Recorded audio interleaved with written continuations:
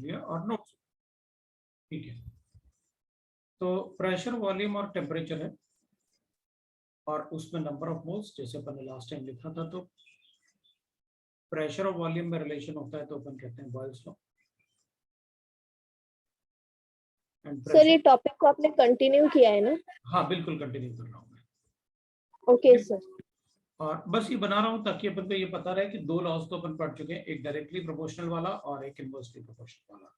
I think अपन ने graph भी पढ़े थे। Yes sir. चार्ल्स लॉ, बिल्कुल Charles law, directly proportional to T. और ऐसे ही अपन कहेंगे that is Lussac's law, that is we know that pressure वो डायरेक्टली प्रोपोर्शनल टू टेम्परेचर होता है। किसी भी दो में रिलेशन बनाएंगे, बाकी दोनों को कांस्टेंट रखते हैं तो डिफरेंट गैस हो सकता है।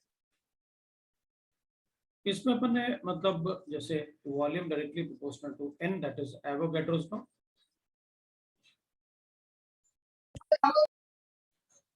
देखना भाई, म्यूट करके रखना आप लोग अपने आप को। Pressure directly proportional to number of moles होता है, इसको अपन कहते हैं डाल्टन्स लॉ। और अगर नंबर ऑफ मोल्स टेम्परेचर से कोरिलेट करेंगे तो n inversely proportional to temperature होता है, ये होता है law for open system, for open system. ठीक है, ये मैंने लास्ट टाइम लिखा था, मैंने आपको लास्ट टाइम ये पढ़ाया था जिसमें अपन को ग्राफ वगैरह पढ़े थे अपन ने, और मैंने आपको ये पढ़ाया था जिसमें मैंने आपको ग्राफ वगैरह पढ़ाए थे। तो अब बाकी डायरेक्टली प्रोपोर्शनल के ग्राफ भी आपको पता है, इनवर्सली प्रोपोर्शनल के ग्राफ भी आपको पता है। लीसर्स लॉ में ऐसा कुछ भी नहीं होगा, जैसे ग्राफ अपन ने इसमें बनाए वैसे ग्राफ इसमें बन जाएंगे प्रेशर के केस में।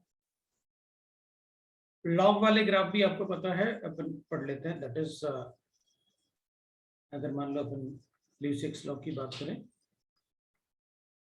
तो ल्यूसिक्स लॉ में we used to say that pressure directly proportional to temperature at constant volume.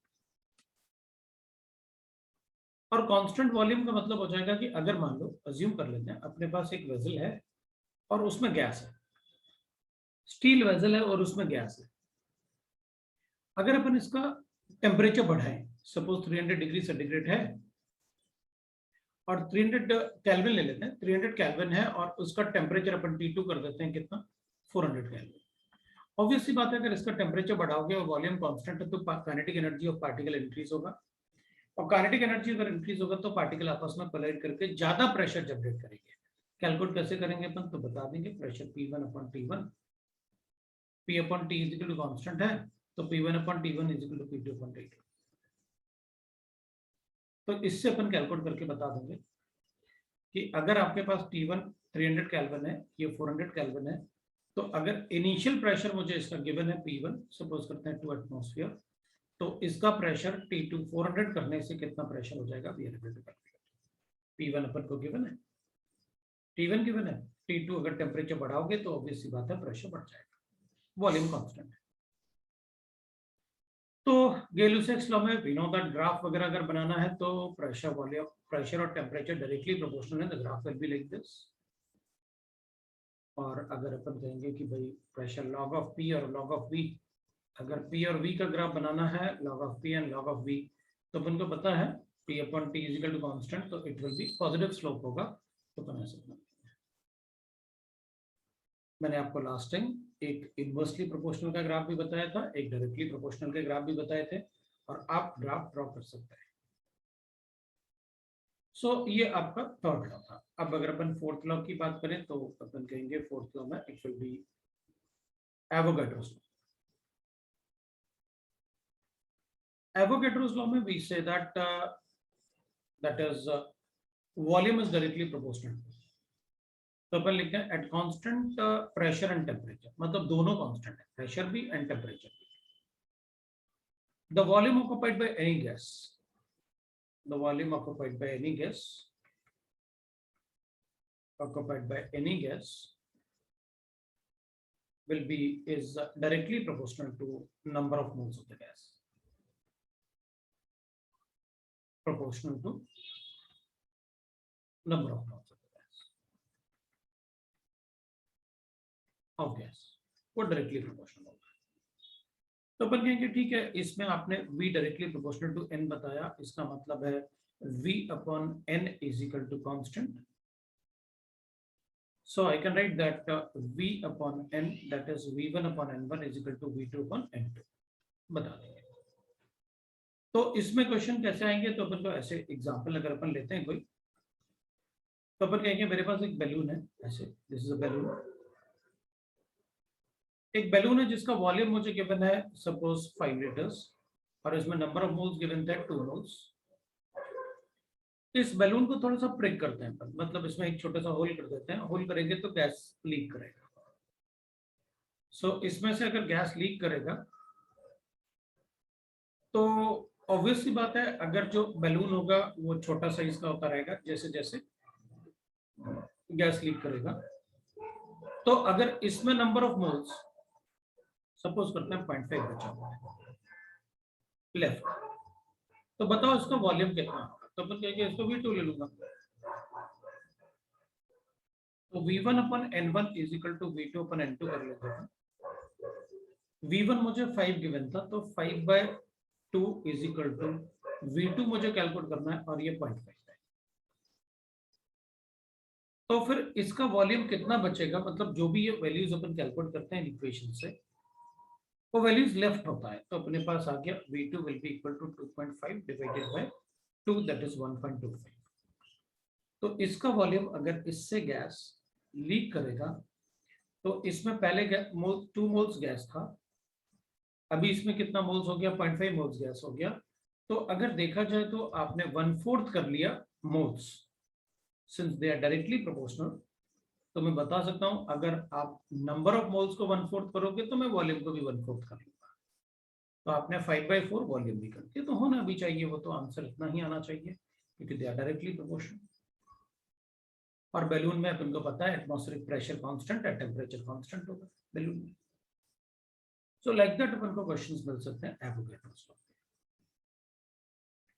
अब एक बार अपन, क्योंकि ये सारे लॉज जो अपन ने पढ़े, एवोगैड्रोस लॉ भी पढ़ा अपन ने और गेलियो-सिक्स लॉ भी देखा अपन ने। अब ये थोड़े डिफरेंट होते हैं इन लॉज से, तो अपन क्या करेंगे इसमें, अपन पहले आइडियल गैस इक्वेशन देख लेते हैं जो बेसिक्स ऑफ केमिस्ट्री में अपन को बताते हैं आइडियल गैस इक्वेशन। तो एक बार अपन आइडियल गैस इक्वेशन बना लेते हैं और फिर अपन देखते हैं कैसे क्वेश्चंस अपन बता सकते हैं। नेक्स्ट पेज पे चलते हैं अपन और आइडियल गैस इक्वेशन की। Sir 1 minute. ठीक है, रुकेंगे अपन, तभी इसलिए रुका हुआ हूं।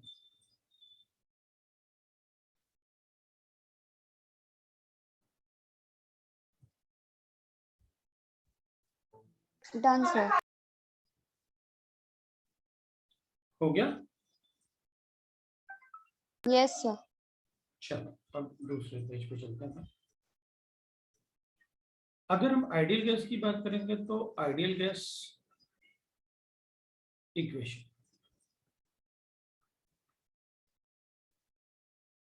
so equation of ideal gases, basics of chemistry में अपन को पढ़ाते हैं आइडियल गैस इक्वेशन क्या होता है, that is PV equal to nRT। अपन ने ये पढ़ रखा है तो मुझे इसको बताने की जरूरत नहीं पड़ेगी।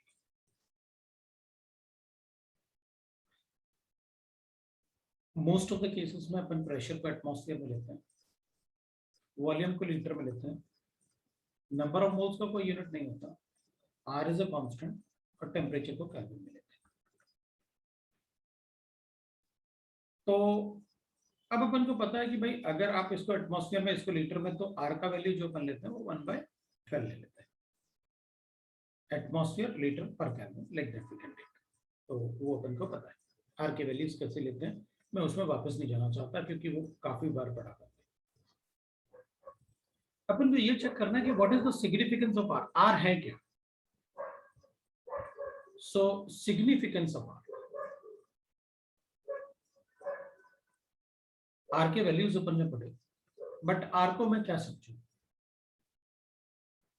तो इस इक्वेशन से मैं लिख सकता हूं R will be equal to PV into NT।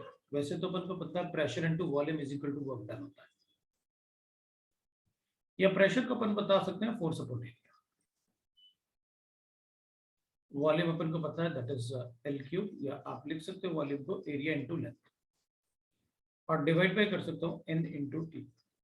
Area को मैं कैंसिल कर लेता हूँ, तो I will get force into length divided by n into T. Force into length होता है work done.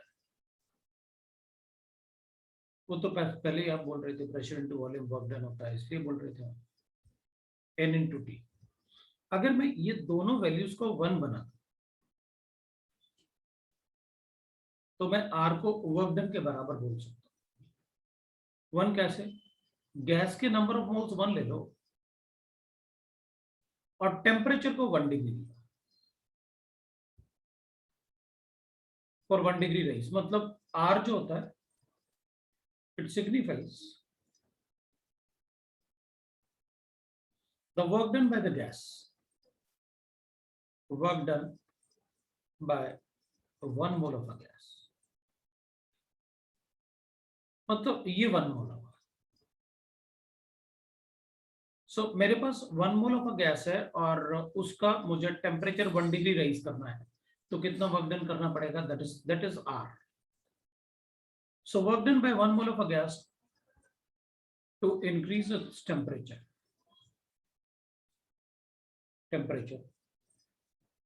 by 1 degree centigrade. तो अगर मेरे पास किसी बॉक्स में गैस है तो मुझे 1 मोल लेना पड़ेगा गैस को, और इसको कितना हीट करना पड़ेगा सो दैट कि इसका टेम्परेचर 1 डिग्री इंक्रीज हो जाए। That is the value of R, that is the significance of R from the equation. तो अपन से पूछ सकते हैं what is the significance of R, तो ये इक्वेशन बताना। ये सर 1 डिग्री सेल्सियस से करेंगे या केल्विन से इंक्रीज करेंगे?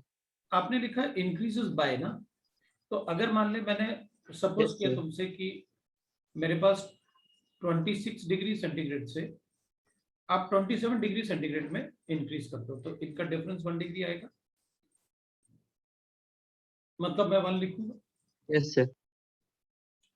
अब ये होता है 299 केल्विन और ये होता है 300 केल्विन, तो भी इनका डिफरेंस 1 आएगा। Yes sir. भाई अपन को तो डिफरेंस चाहिए था ना, डिफरेंस चाहिए तो ये 1 आएगा। सो बाय आपने लिखा to increase its temperature by 1 degree centigrade, तो आप 1 डिग्री सेंटीग्रेड में अगर टेम्परेचर डिग्री में लोगे तो भी 1 आना है, और अगर आप केल्विन में कन्वर्ट करके इनको फिर लोगे तब भी 1 आएगा। Okay sir. सर फिर 1 केल्विन लिखा तो नहीं चलेगा? चलेगा ना, केल्विन लिखो ना, कोई प्रॉब्लम नहीं। Okay sir. कोई प्रॉब्लम नहीं, अपन केल्विन भी लिख सकते हैं, कोई प्रॉब्लम नहीं।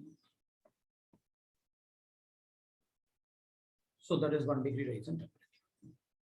सो ये एक सिग्निफिकेंस ऑफ आर होता है। बाकी अपन इसमें लिख सकते हैं this is equation 1 for us. ये इक्वेशन 1 है, अपन लिख सकते हैं फ्रॉम इक्वेशन 1। अब इक्वेशन 1 से अपन बता सकते हैं that is pressure volume is equal to number of moles को मैं W by M लिख सकता हूं, मतलब weight in gram into molecular weight. So अपन यहां पर N इज इक्वल टू होता है weight in gram divide by molecular weight, इसलिए मैंने लिखा उसको। तो इस इक्वेशन में अपन क्या कर सकते हैं, अगर मुझे किसी गैस का वेट इन ग्राम गिवन है और उस गैस को गैसियस स्टेट में टेम्परेचर प्रेशर वॉल्यूम गिवन है, तो मैं इसका मॉलिक्यूलर मास कैलकुलेट कर सकता हूँ। हाँ, अपन ने बेसिक्स में भी कैलकुलेट किया था। अब मैं इसको ऐसे भी लिख सकता हूँ Pm is equal to W by V into R T, मैं ऐसे भी लिख सकता हूँ, और ये होता है density, because since we know that W by V is equal to density of the gas, तो मैं इसको लिख सकता हूँ therefore pressure M will be equal to, यहाँ से लिख सकता हूँ मैं density of a gas into R T, तो अपन ऐसे भी लिख सकते हैं। तो ये इक्वेशन भी हो सकता है, ये इक्वेशन भी हो सकता है। इसका अपन इक्वेशन 2 लिख देते हैं, इसका अपन इक्वेशन 3 लिख देते हैं, डेंसिटी। तो मैं इसको ऐसे लिख सकता हूं आइडियल गैस इक्वेशंस को। तो we know that in ideal gas equation R is constant तो मैं क्या करूंगा ना, अगर R कांस्टेंट होता है तो ऐसे तो लिख ही सकता हूं मैं कि भाई ये तो कांस्टेंट है, अगर किसी कोई गैस है मेरे पास, उसका प्रेशर गिवन है, वॉल्यूम गिवन है, नंबर ऑफ मोल्स गिवन है और टेम्परेचर गिवन है, और अगर मान लो इनमें चेंजेस करते हैं अपन, तो आप इसको 1 करोगे, इसको 1 करोगे, इसको 1 करोगे, एक कंडीशन में, मतलब एक स्टेज है, एक वेसल है अपने पास, उस वेसल में P1 V1 और T1 गिवन है, N1 भी गिवन है, और आप उस गैस में दूसरे स्टेज में उसमें चेंजेस कर रहे हो P2 V2 N2 और T2, मतलब इन तीनों में से इधर N1 भी है और T1 भी है। अगर आप किसी तीन को चेंज करते हो और एक को चेंज नहीं करते, पहले इनिशियली ये मुझे गिवन है, और अगर आप इसमें तीन को चेंज करते हो और पूछते हो कि इन तीनों में चेंज करेंगे अगर इसमें, तो बताओ इसमें क्या चेंज आएगा, तो अपन कहेंगे इक्वेट करते हैं P2 V2 upon N2 T2, तो इससे कैलकुलेशन कर दूंगा, इससे कैलकुलेट कर लूंगा। मुझे प्रेशर एक गैस के लिए गिवन है, सपोज इसमें pressure 1 atmosphere, volume 5 litres, number of moles 1 और टेम्परेचर 300 केल्विन। तो अगर आपने दूसरे कंडीशन में प्रेशर, नंबर ऑफ मोल्स और टी चेंज किया, तो बताओ वॉल्यूम कितना हो जाएगा, बता।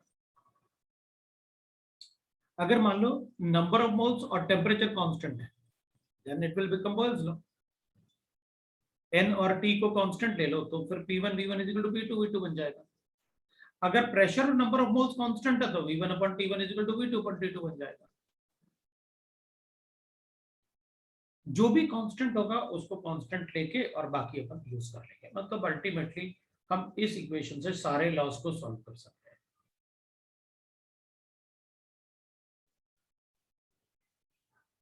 इस इक्वेशन में अपन ऐसे भी लिख सकते हैं, जैसे इस इक्वेशन में किसी भी गैस के लिए R and M will be constant. अपने पास है ऐसे P इज इक्वल टू हो गया dRT/m, तो अपन कहेंगे किसी भी गैस के लिए R और मॉलिक्यूलर वेट तो कांस्टेंट रहेगा ना, मॉलिक्यूलर वेट थोड़ी चेंज होता है। तो अपन क्या कर सकते हैं, मॉलिक्यूलर मास और R को कांस्टेंट कर लेते हैं और लिख लेते हैं d1 T1 upon P1 is equal to d2 T2 upon P2, ऐसे लिख सकता हूं फ्रॉम इक्वेशन 3। मतलब अगर किसी गैस में डेंसिटी है, टेम्परेचर कांस्टेंट ले लो, तो अपन कहेंगे density will be directly proportional to pressure, pressure बढ़ाओगे डेंसिटी बढ़ेगी। और अगर प्रेशर कांस्टेंट लेना है अपन को, तो प्रेशर को हटा लेंगे, अपन कहेंगे ठीक है d1 T1 is equal to d2 T2, आप जो मर्जी चाहे कैलकुलेट करो। तो इस टाइप से अपन क्वेश्चंस बता सकते हैं। अब मान लेते हैं फिफ्थ इक्वेशन को फिर से एक्सप्लेन कर। फिफ्थ इक्वेशन को फिर से एक्सप्लेन कर। ये वाले को मुझे समझ में नहीं आया कुछ। ये वाला, यस सर। इस वाले में तो बताओ, इस वाले इक्वेशन से P इज इक्वल टू लिखा dRT/m, एक मिनट रुकना, यहां से शुरू करते हैं। Pm is equal to dRT, तो m/r will be equal to dt/p, this is a constant, ये तो कांस्टेंट रहेगा ना, मतलब इसको मैं k ले लेता हूं m/r, तो फिर मेरे पास बचा dt/p is equal to constant. तो अगर इनिशियल कंडीशन में मुझे एक गैस के लिए गिवन है, आपने का एक एग्जांपल ले लिया, a nitrogen gas is present in a vessel at 2 atmosphere and density is 1.2 gram per ml.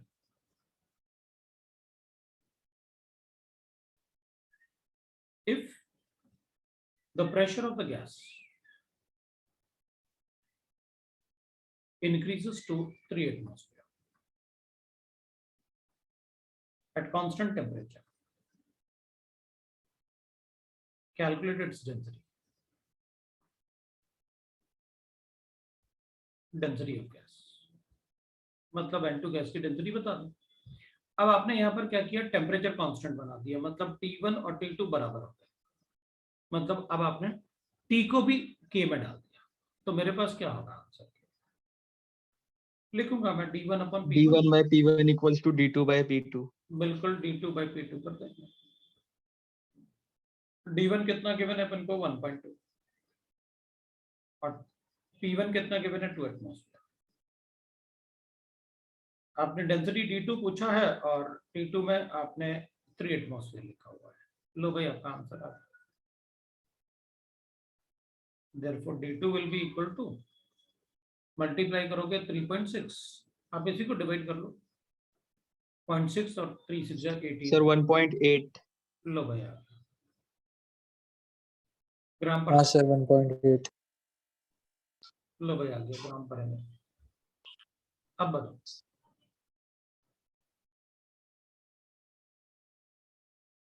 तो अगर अपन प्रेशर को बढ़ाएंगे, प्रेशर तो यहाँ कांस्टेंट बना, चेंज किया, टेम्परेचर कांस्टेंट ले लिया। अब मेरा था कि अगर मान लो किसी कंडीशन में अपन को प्रेशर कांस्टेंट कर दिया और टेम्परेचर बढ़ाने के लिए कहा जाए, ठीक है,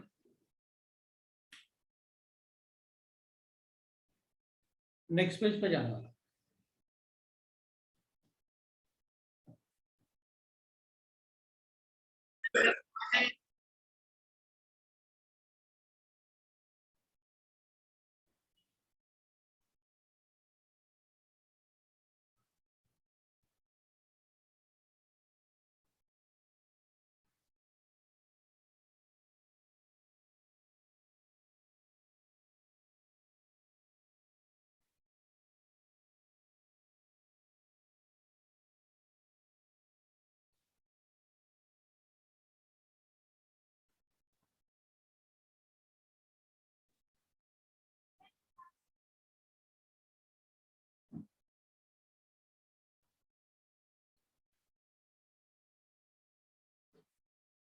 तो अब कुछ क्वेश्चंस अपन सभी, जैसे लॉज, डाल्टन्स लॉ और लॉ फॉर ओपन सिस्टम को छोड़ के बाकी कुछ अपन ऐसे करते हैं।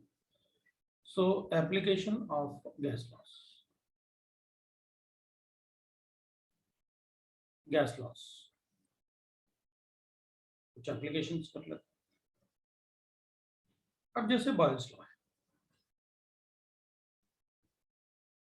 बॉयल्स लॉ की एप्लीकेशन अगर अपन चेक करेंगे तो अब अपन को पता है Boyle's law is P is inversely proportional to V, ये तो हमेशा ही पता होना चाहिए, मतलब एट कांस्टेंट टेम्परेचर। तो अपन कहेंगे अच्छा ठीक है, एक काम करते हैं कि any compression expansion, compression will change the volume and the pressure, but the temperature will remain constant. जैसे अपन कहेंगे एग्जांपल के लिए, filling of air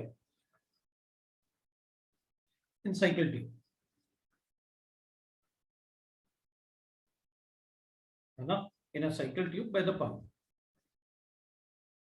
है ना, cycle tube by pump। तो अपन क्या करते हैं, आपने वो देखा होगा, पंप में अपन क्या करते हैं, लीवर को लिफ्ट करते हैं तो उसमें एयर फिल होता है, क्योंकि वॉल्यूम आपने बढ़ाया तो उसके अंदर प्रेशर डिक्रीज हुआ, इसलिए एयर फिल हो गया उसके अंदर। जब आप उसे कंप्रेस करोगे तो जब आप उसका वॉल्यूम डिक्रीज करोगे तो प्रेशर बढ़ेगा, प्रेशर बढ़ेगा तो वो प्रेशर ट्यूब में चला जाएगा। That is Boyle's law. Any compression expansion will be related in the atmosphere, will be related to the Boyle's law. So like that we can write। अगर अपन चार्ल्स लॉ की बात करें तो अपन को पता है volume is directly proportional to temperature and at constant volume, constant pressure. अगर टेम्परेचर बढ़ेगा तो वॉल्यूम बढ़ेगा, प्रेशर कांस्टेंट। तो अपन कहेंगे, एग्जांपल ले लेते हैं, a moving car tyre burst in summer more as compared to in winters, compared to winters. भाई कार का जो प्रेशर होता है, बाहर जो प्रेशर होता है वो एटमॉस्फेरिक प्रेशर तो 1 एटमॉस्फेयर ही होता है, प्रेशर इज कांस्टेंट। अब जब कार मूव करता है तो टेम्परेचर क्या होता है, बढ़ता है। टेम्परेचर बढ़ेगा तो उसका वॉल्यूम भी बढ़ेगा, और कार का वॉल्यूम तो फिक्स होता है। तो जब ज्यादा स्पीड होगा कार तो टेम्परेचर बहुत ज्यादा, थोड़ा ज्यादा ही बढ़ेगा, क्योंकि कोलाइजन बिटवीन द पार्टिकल बढ़ेगा। तो फिर क्या होगा, टेम्परेचर बढ़ेगा तो वॉल्यूम बढ़ेगा, वॉल्यूम बढ़ेगा तो कार टायर बर्स्ट हो जाएगा। That is how it get burst. Car tyre क्यों बर्स्ट होता है, इन होता है, ठीक है। फिर like that example we can take.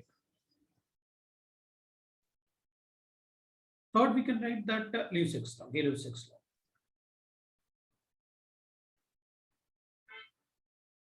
Pressure is directly proportional to temperature. वो मैंने आपको बॉक्स बना के दिखाया था। At constant volume, टेम्परेचर बढ़ाओगे तो प्रेशर बढ़ेगा, वॉल्यूम कांस्टेंट है। और कार टायर एक तरीके से देखा जाए तो ये भी तो इसी की एग्जांपल है। भाई टेम्परेचर बढ़ रहा है तो प्रेशर बढ़ रहा है, बाहर प्रेशर कांस्टेंट है एटमॉस्फेयर का, लेकिन टेम्परेचर बढ़ाओगे तो प्रेशर बढ़ेगा, और प्रेशर बढ़ेगा तो वॉल्यूम को बढ़ना चाहिए, वॉल्यूम बढ़ेगा इसलिए वो बर्स्ट हो जाता है। कि टेम्परेचर बढ़ेगा तो प्रेशर भी बढ़ेगा। यहां पर अपन ऐसे बोल सकते हैं कि जैसे मान लें अपने पास एक ऐसे वेसल है और उसमें ये मूवेबल पिस्टन लगा रखा है मैंने, इसमें गैस है, फिक्स्ड मोल ऑफ गैस। इसका टेम्परेचर T1 अपन को गिवन है 300 केल्विन। अगर मैं T2 को बढ़ाता हूं 400 केल्विन तो क्या होगा, टेम्परेचर बढ़ाने से गैस की काइनेटिक एनर्जी बढ़ेगी पार्टिकल्स की, कोलाइजन बढ़ेगा on the wall of the container. Ideal gas calculate कैसे करते हैं अपन, वेसल है उसमें पार्टिकल्स होते हैं, पार्टिकल वॉल्स पे कोलाइड करते हैं, वॉल्स पे कोलाइड करता है। जब वो कोलाइड करते हैं तो हम उसे न्यूटन पर मीटर स्क्वायर में कैलकुलेट कर लेते हैं। कोई फोर्स होता है, दैट इज कॉल्ड प्रेशर ना, न्यूटन फोर्स हो गया और मीटर पर यूनिट एरिया, तो उसको कैलकुलेट करके अपन बता देते हैं कि कैसे। एक्चुअली जब किसी कार टायर में क्या होता है, जैसे अपन ने देखा कार टायर में एक निब लगा होता है, वो जिससे वो एयर चेक करते हैं। तो जब वो मशीन को निब में लगाता है ना, तो मशीन का एरिया जो होता है निब का, वो अपन को पता होता है। तो वो कितने पार्टिकल्स उस निब को हिट कर रहे होंगे उससे अपन कैलकुलेट कर लेते हैं what is the pressure inside the car, that tyre. वो कैलकुलेशन होता है। अब तो अपन मशीन से कर लेते हैं, वो डिजिटल मशीन दिखता है। लेकिन अपन को एक बात पता है कि अगर आप गैस का टेम्परेचर इंक्रीज करोगे तो इसका प्रेशर बढ़ेगा। So pressure is directly proportional to temperature.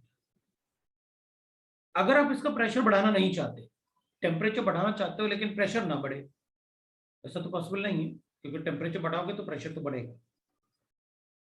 भाई इनिशियल प्रेशर मान लो 2 एटमॉस्फेयर है, तो बाकी मैं कैलकुलेट करके बता सकता हूँ P2 कितना। लेकिन मैं चाहता हूं कि ये ना बढ़े, तो ठीक है वॉल्यूम बढ़ाओ।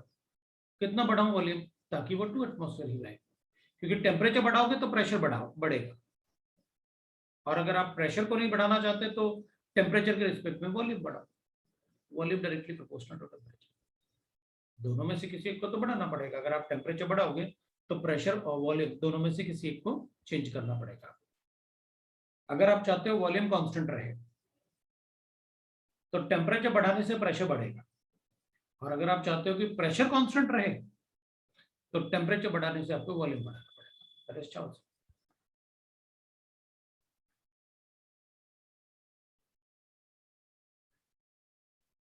अगर अपन एग्जांपल्स देखें तो मेट्रोलॉजिकल बैलून्स जो होता है,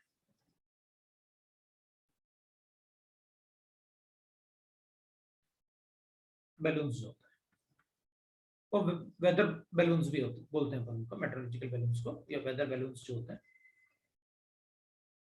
तो अपन क्या करते हैं उसमें, मेट्रोलॉजिकल बैलून्स में, या अपन जो बैलून्स वगैरह होते हैं उसको मतलब कैसे, अपन को पता है सर बैलून्स तो ऐसे होते हैं कि भाई सपोज करते हैं अपन की बैलून्स जो होंगे अपन ने देखे हुए हैं कि भाई ऐसे उसमें बड़ा सा एक ऐसे क्लॉथ का ऐसे बैलून टाइप होता है, और उसमें फिर ऐसे एक खड़े होने के लिए एक जगह होती है, और वो इससे रोप से टाइड अप होते हैं। ये रोप लगे होते हैं ऐसे, यहाँ पर एक ऐसे ऐसे बैठने की जगह होगी, और वो रोप से टाई अप होता है, ऐसे रोप से बंधा हुआ होता है।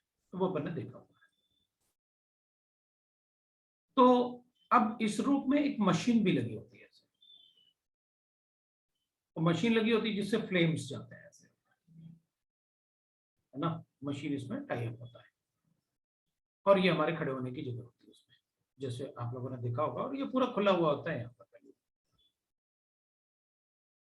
ये बड़ा सा क्लॉथ बैलून होता है, और वो आपने मूवीज वगैरह में ज्यादा देखा, अभी जो लिंगा मूवीज आई थी, रजनीकांत वाली मूवीज है ना, ऊपर कूद के और ऐसे लास्ट में आपने देखा होगा वो सब, है ना। तो उसमें अपन कहेंगे कि ठीक है मेट्रोलॉजिकल बैलून्स है। तो जब अपन नॉर्मल बैलून को अगर फिल करते हैं एयर, नॉर्मल बैलून को अपन क्या करते हैं, एक बैलून लिया, उसमें एयर को फिल किया, उसको बांधा और छोड़ दिया, नीचे गिर जाता है। वो नीचे इसलिए गिर जाता है क्योंकि जो air displace by the balloon है, डिस्प्लेस बाय बैलून है, by balloon, right now is less than the mass of filled balloon, mass of balloon plus the air present in that filled balloon, इस वजह से वो नीचे गिर जाता है। नॉर्मल जो बैलून होता है ना, बैलून जो अपन फिल करते हैं, वो क्या होता है, उसमें अपन ने बैलून में फिल किया, तो जैसे जैसे एयर फिल करेंगे उसका साइज बढ़ेगा, एक्सपैंड होगा, वो एक्सपेंड होगा तो एयर को डिस्प्लेस करेगा, जितना वो एक्सपेंड होगा उतना एयर को डिस्प्लेस करेगा एटमॉस्फेयर से।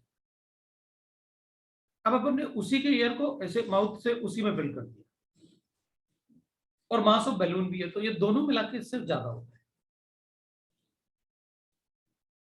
तो अपन चाहते हैं, लेकिन अपन ने कुछ देखा हुआ कि भाई किसी किसी मूवीज में ऐसे होता है कि कोई बच्चा जो होता है वो मतलब ऐसे 8-10 बैलून को पकड़ता है, और बैलून की वजह से ऊपर चला जाता है, वो ऊपर ऐसे लिफ्ट हो जाता है। तो वो क्यों होता है? अगर ये दोनों का मास एक जैसा होगा ना, तो अपन ये इक्वल होंगे ना, तो फिर बैलून को आप जिस हाइट पे छोड़ोगे उसी हाइट पे रह जाएगा। और अगर ये कम है इससे, तो बैलून ऊपर भी जाएगा, उसको अपन कहते हैं payload.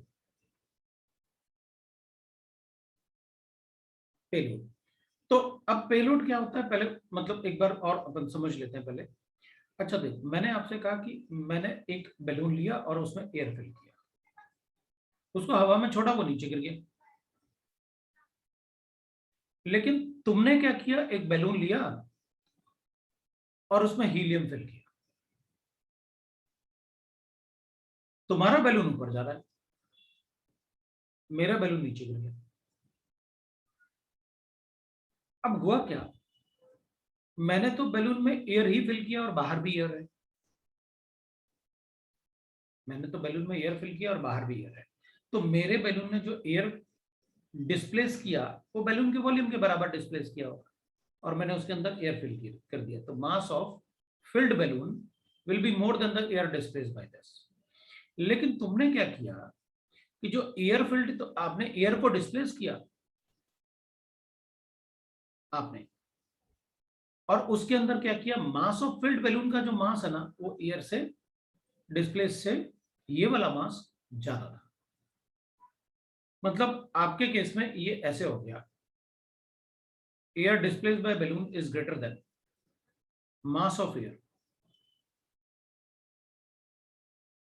So mass of air displaced by balloon is greater than that. मतलब आपके केस में ये उल्टा। भाई आपने क्या किया, एयर की जगह हीलियम फिल कर दिया। अब पहले आप मुझे ये बताओ, अच्छा एयर का मास कितना होता है?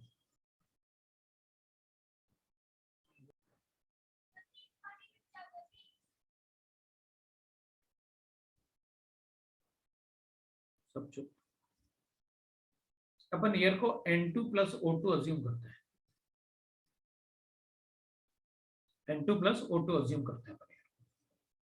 नाइट्रोजन होता है 79%, नाइट्रोजन होता है 79% और ऑक्सीजन होता है 21%। तो एयर का मास आता है 28.88 ग्राम पर मोल। ये मास ऑफ एयर है। भाई अगर किसी गैस मिक्सचर का ना आपने एवरेज मॉलिक्यूलर मास तो पढ़ा ना बेसिक्स में, बेसिक्स में एवरेज मॉलिक्यूलर मास पढ़ा अपन ने, कैसे कैलकुलेट करते हैं? Molecular mass into mole fraction, molecular mass into mole fraction, वही तो लिखा अपन ने, मोल फ्रैक्शन।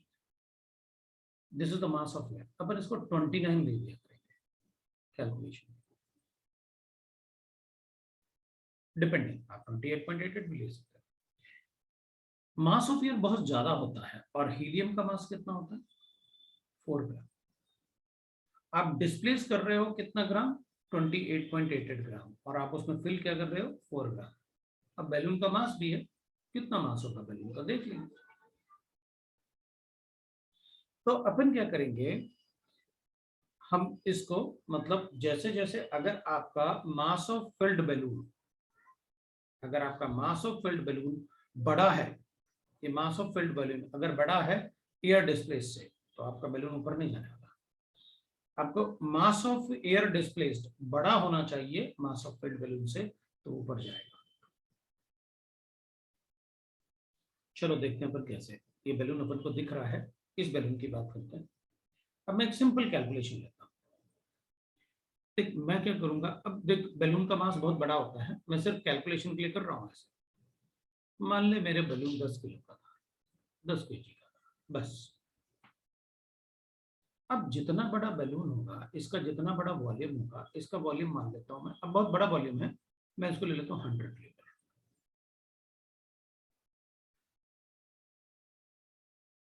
ठीक, आपने मुझसे कहा है कि ये वैल्यू अगर बड़ी होगी इससे तो बैलून लिफ्ट कर जाएगा, तो मैं यहां पर लिख लेता हूं मास of air displaced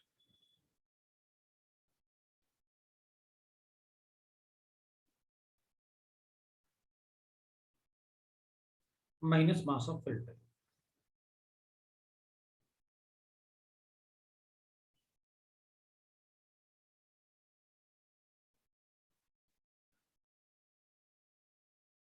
that is mass of field balloon ना, ये हो जाएगा मास ऑफ फिल्ड। मेरा मतलब ये है कि अगर मास ऑफ एयर डिस्प्लेस, तो अपन को एक बात पता है कि सर इसमें ना पूरा भरा हुआ है, वॉल्यूम 100 लीटर्स है, मतलब 100 लीटर्स इसमें एयर भरी हुई है, और बैलून का मास भी हो गया, इसका मशीन का भी मास होगा, तो ये नीचे रखा होगा। हमको ये लिफ्ट करवाना है, ठीक है।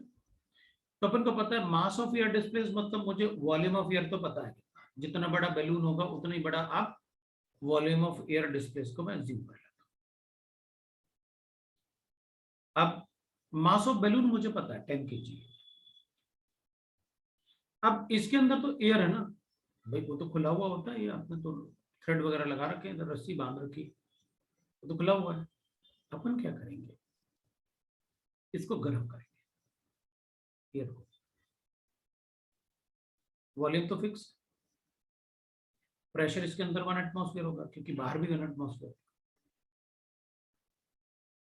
जब अपन यहां गैस को गर्म करेंगे ना, तो हीटिंग से गैस का एक्सपेंशन होता है। अब अगर अपन इसको हीट करेंगे इसके अंदर गैस को, तो यहां से एयर बाहर निकलना शुरू कर देगा, यहां से एयर क्या होगा, बाहर निकलना शुरू कर देगा, यहां से एयर बाहर निकलना शुरू कर देगा। अब यहां से एयर अपन निकालते जाएंगे तो अंदर मास ऑफ एयर तो कम होता जाएगा, अंदर मास ऑफ एयर कम होता जाएगा। भाई इनिशियली तो मैं ये अज्यूम कर रहा हूं गर्म करने के पहले कि मान लेते हैं मास ऑफ एयर जो टोटल बैलून है या वो जितना बड़ा बैलून था उससे 100 kg एयर है। ये मास ऑफ बैलून अपन को गिवन है 10 kg और मास of air in the balloon. अब अपन को ये कुछ ऐसे एक्स ले लेते हैं अपन, ये मुझे पॉजिटिव लेके आना है तो ये लिफ्ट करेगा। मैंने क्या किया, इनिशियली मुझे ये पता था कि इसके अंदर 100 kg एयर है, mass of gas in the balloon. मैं मास को कम करता हूं बैलून के, कैसे, इसको गर्म करते हैं। अगर गर्म करेंगे तो क्या होगा, ये गैस बाहर जाएगी। अगर ये बाहर जाएगी तो गैस का मास क्या होता जाएगा, कम होता जाएगा। भाई इनिशियली तो अपन उतना ही अज्यूम कर रहे हैं ना, जितना बड़ा बैलून है तो बैलून अगर 100 kg एयर को डिस्प्लेस कर सकता है तो अंदर 100 kg रहेगी गैस, मतलब ये 100 था।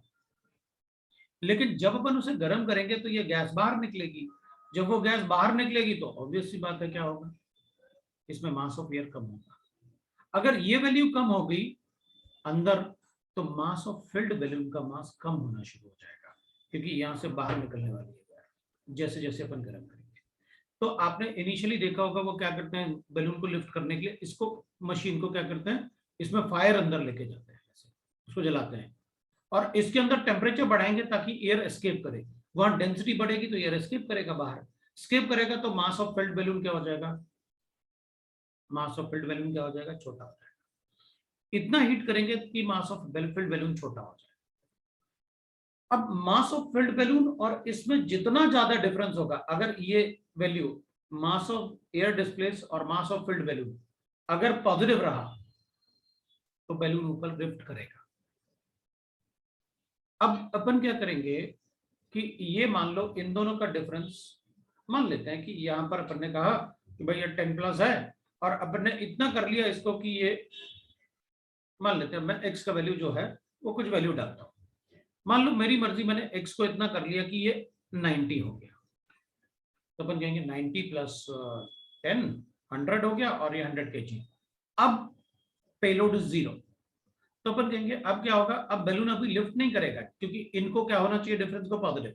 अपन ने और गर्म किया और बाहर आ गई गैस। अब बैलून, मास ऑफ बैलून थोड़ी कुछ हो सकता है, एयर बाहर निकाल रहे हैं अपन तो गर्म करके, एयर बाहर निकलेगी तो ये 80 हो गया। अपन कहेंगे अब ये लिफ्ट करना शुरू कर देगा और लिफ्ट कर सकता है क्योंकि इन दोनों का डिफरेंस अब 10 आ रहा है। तो अपन कहेंगे इन दोनों का डिफरेंस अगर 1 भी आता तो भी लिफ्ट करता है, लेकिन ये धीरे लिफ्ट होता है। इन दोनों में जितना ज्यादा डिफरेंस उतना ज्यादा स्पीड से लिफ्ट करेगा, इसलिए शुरू में वो काफी गर्म करता है, इसको खूब गर्म करता है ताकि जल्दी से ये डिफरेंस आ जाए। ये डिफरेंस आएगा वो लिफ्ट करना शुरू कर देगा।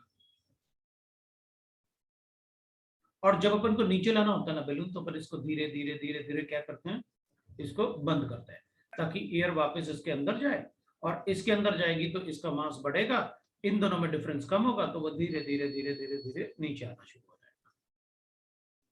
So it works. तो अब हमें कैलकुलेट करना है कि मान लेते हैं मैंने इसको गर्म करके इन दोनों का डिफरेंस इसको 50 कर दिया। अब बताओ, तो अपन कहेंगे 50 + ये 60 हो गया तो यहाँ 40 हो जाएगा। मतलब अगर बलून को लिफ्ट करना है तो मैं इसमें किसी बच्चे को बैठा के भी लिफ्ट करवा सकता हूँ। बच्चा मतलब क्यों, क्योंकि 40 kg ही मास ले जा सकता है, 40 kg से थोड़ा कम, क्योंकि लिफ्ट करने के लिए ये डिफरेंस पॉजिटिव होना चाहिए। तो मैं क्या करूंगा, जो ये 60 हो गया ना, तो इन दोनों का डिफरेंस 40 आ रहा है, तो अगर किसी बच्चे को बिठा दो इसमें 30 kg का तो भी वो ऊपर लेके जाएगा, क्योंकि अभी भी 10 डिफरेंस है। तो अपन क्या करेंगे, अच्छा ठीक है, फिर इसमें और गैस बाहर निकाल देते हैं, और निकाल देते हैं बाहर, ठीक है। तो आप और निकाल दो, इसकी जगह आप इसको 20 कर लो कि अब इसके अंदर एयर सिर्फ 20 बची हुई है, तो 20 + 30 हो जाएगा अपने पास, तो ये 70, मतलब अब 70 अब कोई एडल्ट को भी लेके ऊपर जा सकती है। उस टाइम से डिफरेंस कैलकुलेट करते हैं, इसको कहते हैं पेलोड। मतलब ये कितना वेट, कितना लोड लेके ऊपर जा सकता है, ये डिपेंड करता है इन दोनों के डिफरेंस। ये होता है। अब अपन ने यहाँ पर मतलब ये सब पढ़ा क्यों सर, ये सब मतलब बैलून, ये सब इसलिए पढ़ा कि अपन को पता है टेम्परेचर बढ़ाने से डेंसिटी क्या होती है, कम होती है। स्किप कर। भाई खुला बैलून है इसलिए प्रेशर तो बाहर अंदर एक जैसा होगा, लेकिन टेम्परेचर बढ़ाने से डेंसिटी, बैलून का मास तो फिक्स है। खुला हुआ है बैलून इसलिए कभी प्रेशर डिफरेंस नहीं आ सकता अंदर बाहर। ओपन वेसल में कैसे प्रेशर डिफरेंस हो सकता है? नहीं हो सकता, डेंसिटी चेंज हो सकता है। तो अब कभी कभी हो सकता है अपन को बैलून को मतलब डायरेक्टली वो वॉल्यूम बैलून का ना दे के कुछ और दे दें, तो अगर वॉल्यूम दे दें, प्रेशर दे दें, तो जरूरत पड़े तो आपको मास ऑफ एयर आपको पता है कैसे कैलकुलेट करना है।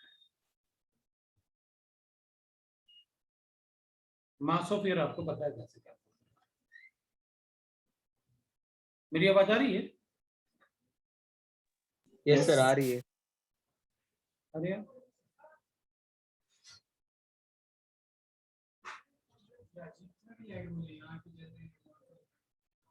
कुछ ट्रिप भी हुआ। एक मिनट रुकना, क्योंकि वो पावर मतलब कहीं कुछ ना कुछ आज पावर का बड़ा पंगा हो रहा है। एक मिनट रुकना, मैं पावर चेक कर लूं, क्योंकि लाइट तो बंद हो गई मेरे यहाँ। मेरी तो शक्ल दिख ही नहीं रही होगी तुमको। एक मिनट रुकना। सर बहुत थोड़ी सी दिख रही है सर। ट्यूब बंद हो, एक मिनट रुकना है।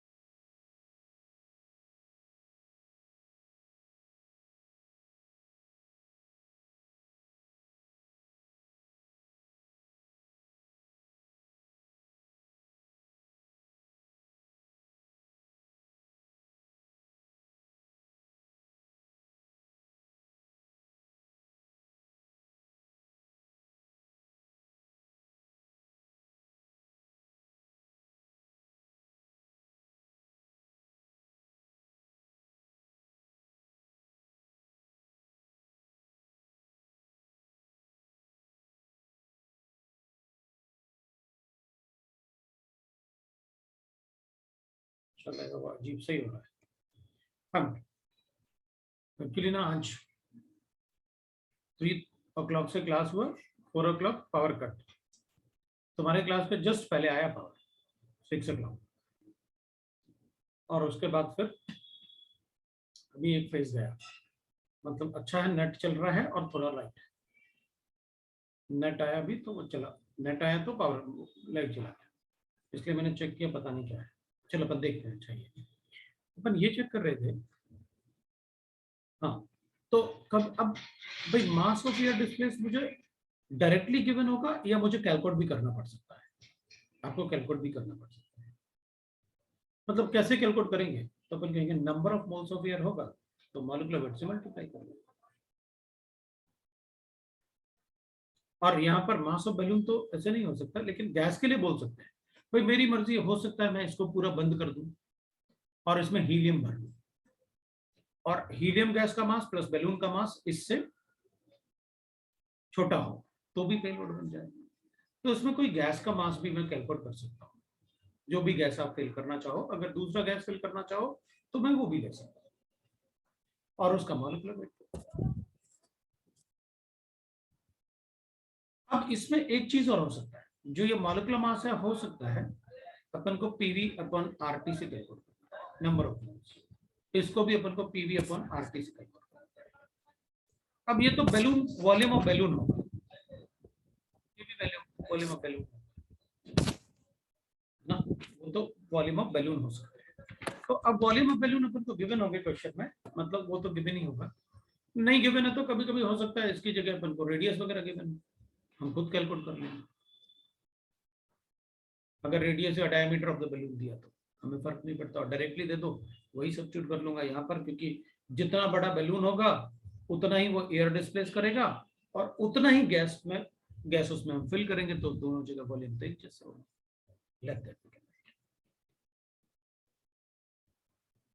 इसको कहते हैं कंपेयर। अब कभी कभी बेसिक क्वेश्चन बनाने के लिए, क्योंकि मुझे तो बस ये थोड़ा सा एप्लीकेशन इस टाइप के क्वेश्चन होंगे तो आप कैसे सॉल्व कर सकते हो, मुझे बस वो चाहिए। अब मान लो किसी, मतलब कभी कभी अपन को ऐसे क्वेश्चन मिल जाएगा, जैसे अपन कहेंगे, मैं नेक्स्ट पेज पे जा, बॉयल्स लॉ का एक मतलब एप्लीकेशन हो जाएगा।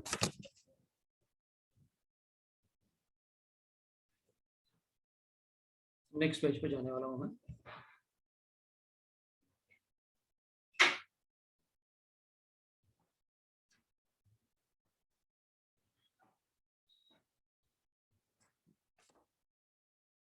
मान लो एक एग्जांपल लेते हैं बॉयल्स लॉ का। हमने कहा भाई मेरे पास, जैसे मैंने पहले आपको बता रखा है कि अगर कोई लिक्विड है ना, अपने पास कोई लिक्विड है, एक वेसल है, उसमें लिक्विड भरा हुआ है,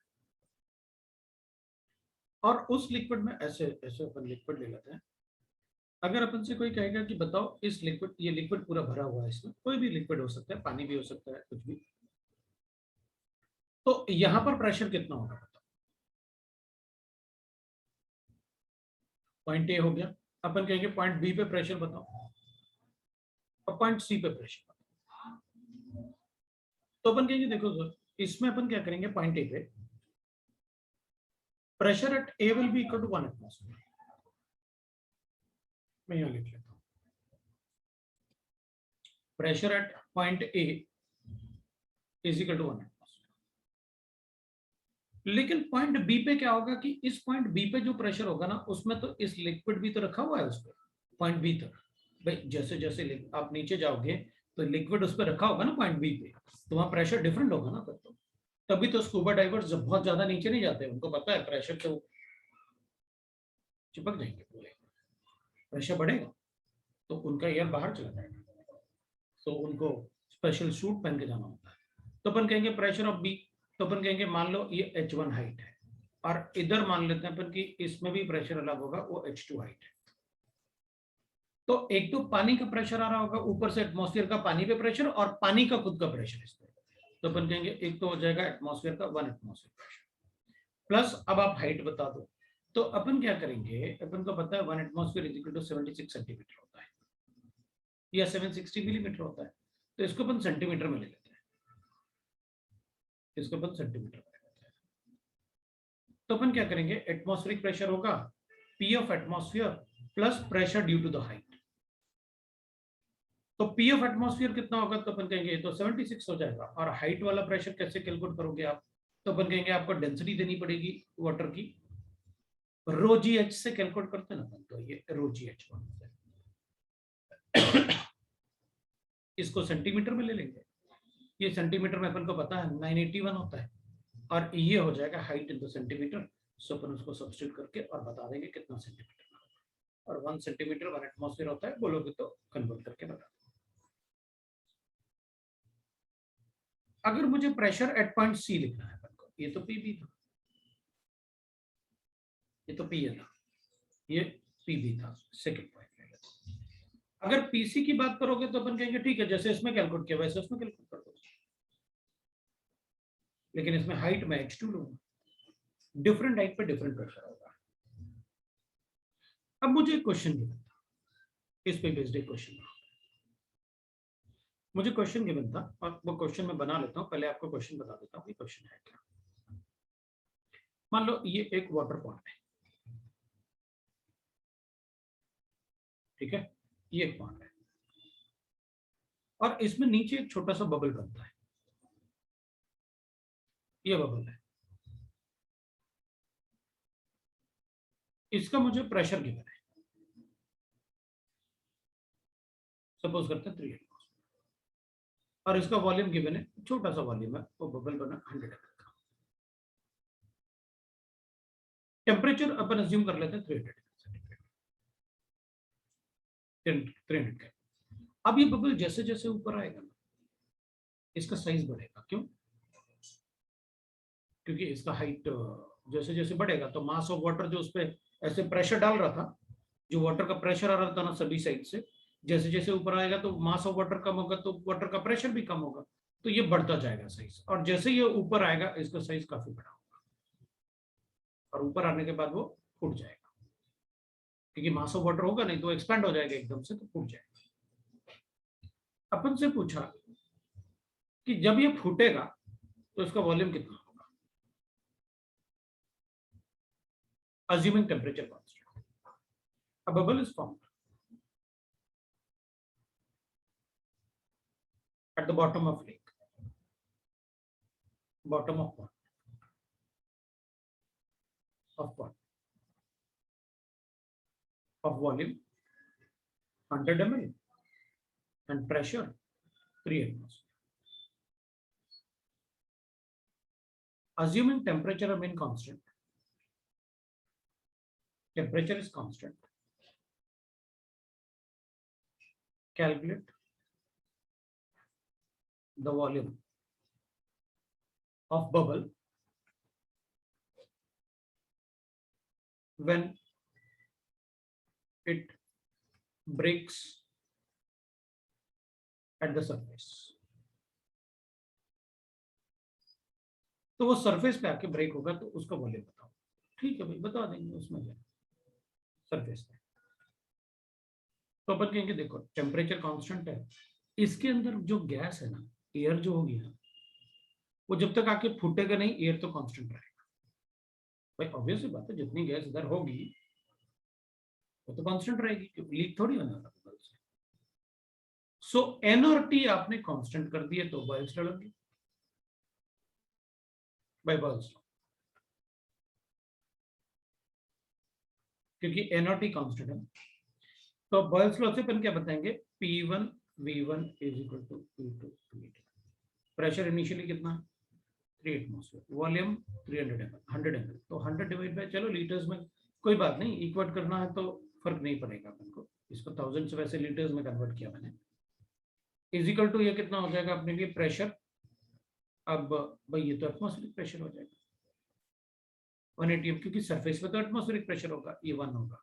तो V2 अपन को कैलकुलेट करना है और डिवाइड बाय, वो V2 ml में आ जाएगा अपने पास, तो V2 will be equal to आ गया अपने पास 300 ले भैया। जब वो फूटा होगा तो उसका वॉल्यूम कितना रहा होगा, ये अपन को पता चल गया।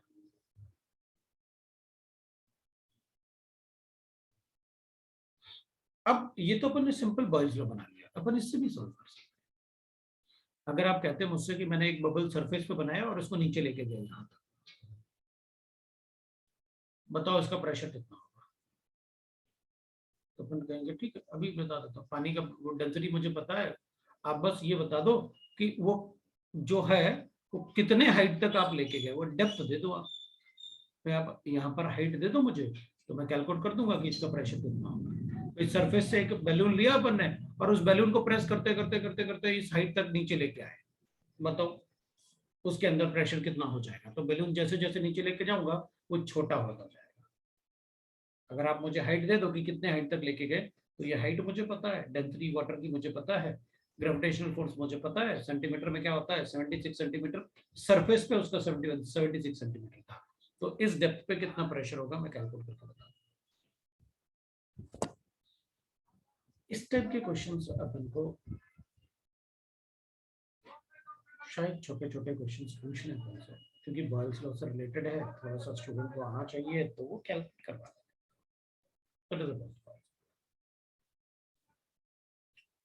अब अपन देख लेते हैं next law, that is law for open system. अब कुछ क्वेश्चंस भी कर सकते हैं अपन related to the Boyle's law, Charles law, मैं आपको ऐसे क्वेश्चंस बना दूं और फिर आपको ऐसे जैसे कुछ क्वेश्चंस में एक दो क्वेश्चन दे देता हूं आपको, या आप जैसे क्वेश्चंस मैंने काफी सारे बना ही दिए हैं तो आप शीट तो सॉल्व करोगे, उससे देख लेंगे अपन। मैं आगे बढ़ते हैं लॉ फॉर ओपन सिस्टम।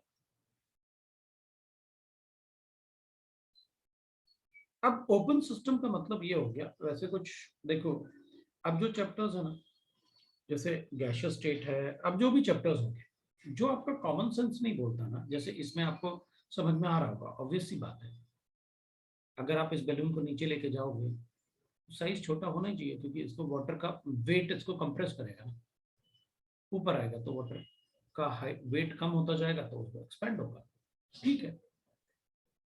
तो ये सारी चीजें ना आप ऐसे होता है वो तो समझोगे ही, बाकी अगर आपको लगता है कि नहीं थोड़ा मेरा कॉमन सेंस ऐसे नहीं बोलता कि ऐसा होना चाहिए, तो आप उसको पूछ लेना कि भाई सर ऐसा मैं क्यों समझूं, मतलब क्या उसमें रीजन क्या है, जैसे समझ में आ रहा है कि भाई हाइट बढ़ेगा तो mass of water on the balloon बढ़ेगा, तो उसका साइज छोटा होना चाहिए।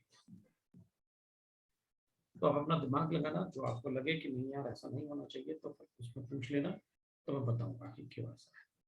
सर एक बार लास्ट पेज दिखाओ ना। चल ठीक है, ये ले।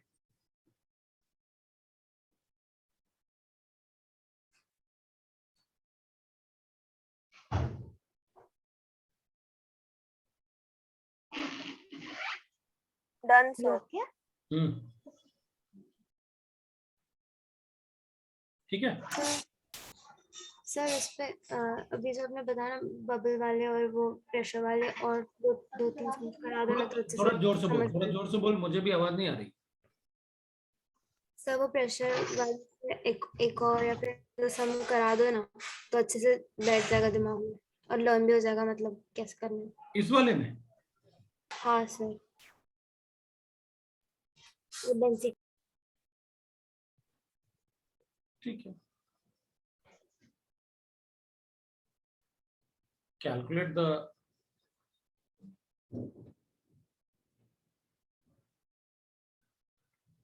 pressure inside the balloon if the balloon is, if it is, if the size of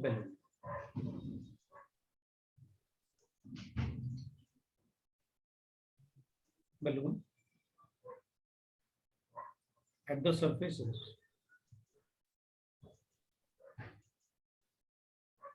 2 liters and pressure is 1 atmosphere.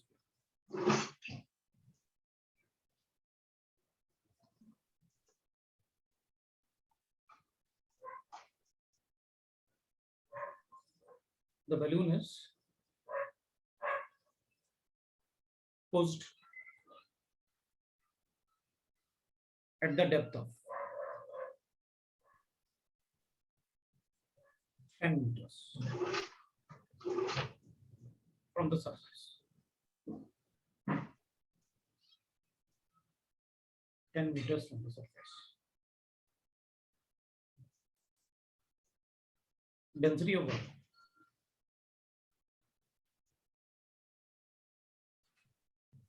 is 1 gram per centimeter cube. तो उतना ही होता है, अपन उतना ही ले लेते हैं।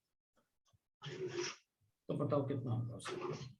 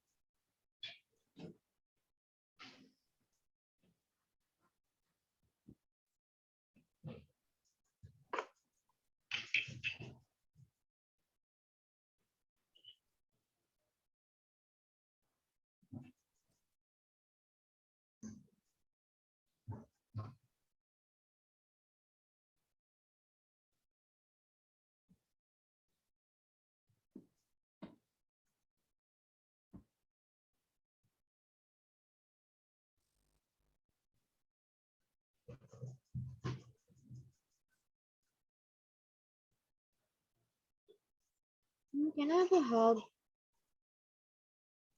Can I have a hug?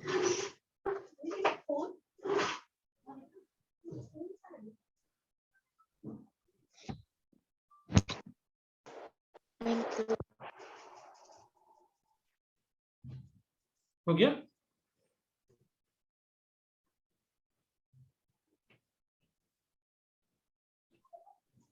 इस बार अपन ने बॉयल फ्लो यूज नहीं कर पाएंगे। Yes sir. इस बार अपन को इससे कैलकुलेट करना पड़ेगा।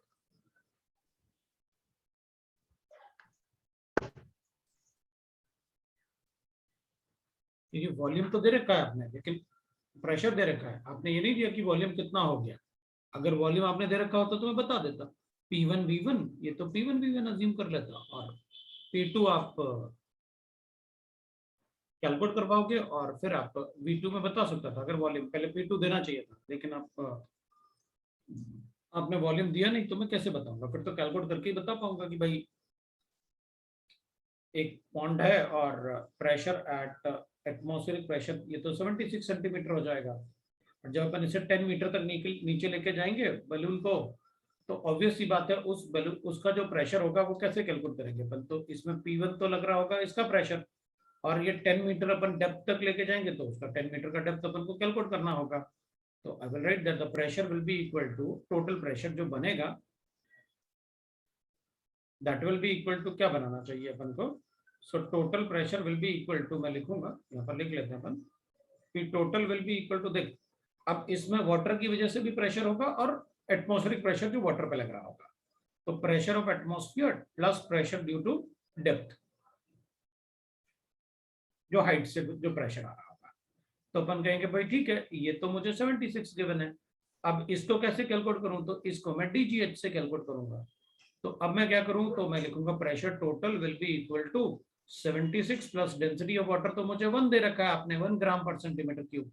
और अब इसको मुझे, ये सेंटीमीटर में था तो मुझे जी भी सेंटीमीटर में यूज करना पड़ेगा, और वो 981 होता है CGS यूनिट में।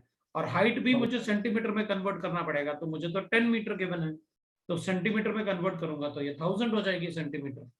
अब इसको मल्टीप्लाई करूंगा मैं, तो लिखूंगा 76 प्लस, इसको अपन कैलकुलेट कर लेंगे, तो 981 इंटू 1000 हो जाएगा 981,123, और इसमें ऐड कर लूंगा 76, तो मेरे पास आ गया ये 98100 और एक और 0 प्लस 76, ये आ गया भाई अपने पास। हाँ 76 कर ही देते ना सीधा, 2 0 के बाद ये 76, तो ये आ रहा मेरे पास प्रेशर।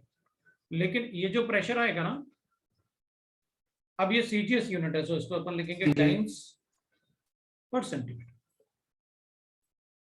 और अपन को एक बात पता है कि अगर अपन एटमॉस्फेयर में लिखें तो 1 एटमॉस्फेयर इज इक्वल टू होता है 10 की पावर 6 डाइन्स पर सेंटीमीटर, और ये 1 2 3 4 5 6 कितना होता है, तो डाइन्स पर सेंटीमीटर लिखना पड़ेगा। ये होगा भाई ऑलमोस्ट 1 के आसपास ही आ गया, कन्वर्ट करना, वो नियरली होता है 101, इसमें भी होता है जैसे, मतलब डाइन्स में, तो अपन थोड़ा सा बड़ा, बस एटमॉस्फेयर में कन्वर्ट करेंगे तो थोड़ा सा बढ़ेगा, मैंने उसको लिख नहीं करता, 1013295 ऐसा होता है डाइन्स पर सेंटीमीटर, ये होता है। तो अपन इसको कन्वर्ट कर लेंगे, तो इतना डाइन पर सेंटीमीटर स्क्वायर 1 एटमॉस्फेयर होता है, तो इतना कितना होगा, कन्वर्ट करके बता देंगे ये प्रेशर।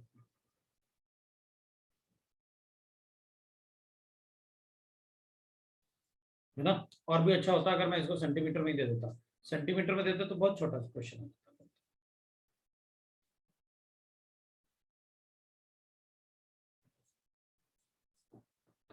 ये क्वेश्चन हो गया।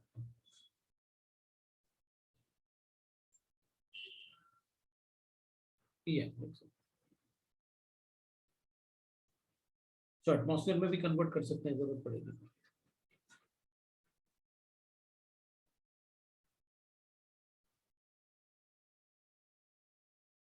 ठीक है, तो लो भाई ये आंसर। नेक्स्ट पेज पे अब नेक्स्ट एग्जांपल अपन लिख सकते हैं, मैं लॉ फॉर ओपन सिस्टम पढ़ा,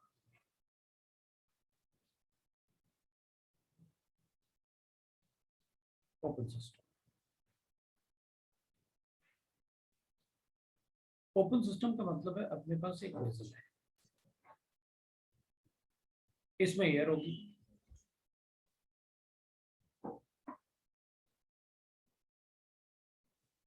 ओपन सिस्टम में अगर अपन कहेंगे भाई ये ओपन है तो प्रेशर कितना होगा, what will be pressure, that will be equal to atmosphere, pressure of atmosphere, क्योंकि खुला हुआ है ना वैसे तो कांस्टेंट होगा। What will be the temperature, तो अपन कहेंगे एटमॉस्फेयर का टेम्परेचर, वो भी कांस्टेंट होगा। तो फिर इसमें कैलकुलेट क्या करो, तो अपन कहेंगे आप एक काम करो, टेम्परेचर भी खुला हुआ है, सब कुछ खुला हुआ है, तो आप अगर प्रेशर कितना होगा अपन को पता है, वॉल्यूम, अपन कहेंगे वॉल्यूम, ओपन वेसल का कोई वॉल्यूम नहीं होता।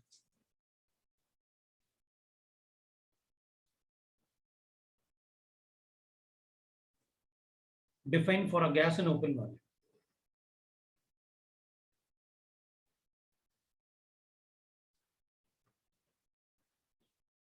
हम कभी कोई वॉल्यूम डिफाइन नहीं करते, तो उसमें डिफाइन क्या कर सकते हैं, तो अपन कहेंगे देखो मुझे एक बात पता है कि अगर इसको हीट किया जाए तो इसमें से एयर, क्योंकि हीट करने से डेंसिटी ऑफ गैस क्या होता है, कम होता है, तो एयर इसमें से एस्केप कर जाएगा। मतलब मेरे पास अगर दो ग्लास हैं,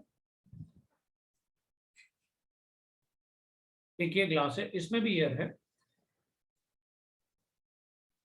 तो इसमें अगर टेम्परेचर मान लो 300 केल्विन है और मैं इसका टेम्परेचर बढ़ा देता हूं 400 केल्विन, तो मैं ये बता सकता हूं कि इसमें amount of air will be less than the amount of air present, क्योंकि टेम्परेचर बढ़ाऊंगा तो एयर एस्केप करेगा।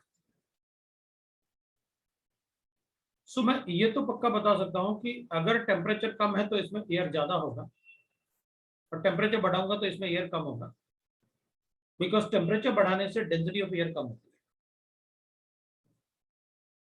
सो अगर इसमें एयर के मोल्स 1 है और इसके मोल्स N2 है, तो टेम्परेचर में इसमें N2 will be less than N1, मतलब टेम्परेचर बढ़ाने से नंबर ऑफ मोल्स कम होंगे and that becomes a law. At constant pressure, atmosphere का प्रेशर ही रहेगा। वॉल्यूम, ओपन वेसल का कोई वॉल्यूम डिफाइन नहीं होता। The number of moles of a gas in an open vessel is inversely proportional to the temperature.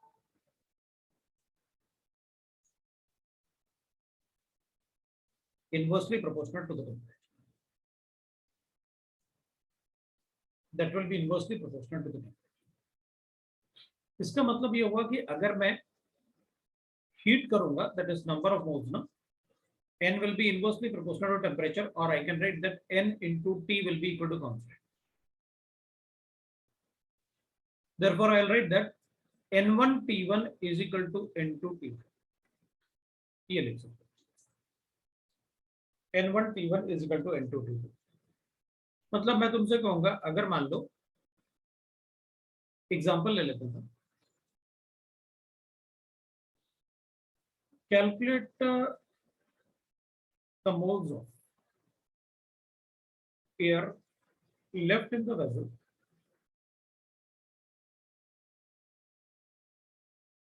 if 2 moles of air in open vessel is heated from 300 Kelvin to 400। तो अपन कहेंगे ठीक है, open vessel लिखा हुआ है तो आपने हमें समझा रखा है N1 T1 is equal to N2 T2। Initial moles कितने गिवन है मुझे, N1 2 मोल्स, तो मैं इसको 2 लिख लूंगा। Temperature 300 into 400, N2 will be equal to 6/4 3/2, that is equal to 1.5। ये मोल्स बचेंगे वेसल में। तो एस्केप करना कितने हो गए, एस्केप कितने हो गए बता देंगे भाई, 2 थे 1.5 बच गए तो 0.5, ये अपना आंसर ऐसे बताओ।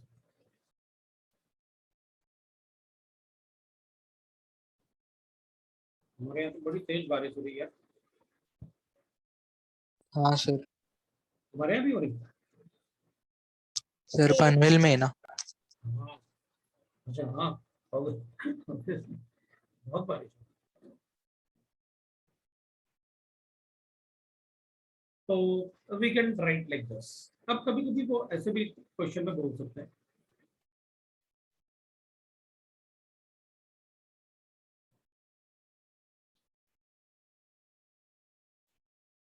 calculate the increase in temperature of gas at 400 Kelvin so that 3/4 of the gas escapes out। ऐसे भी बोल सकते हैं।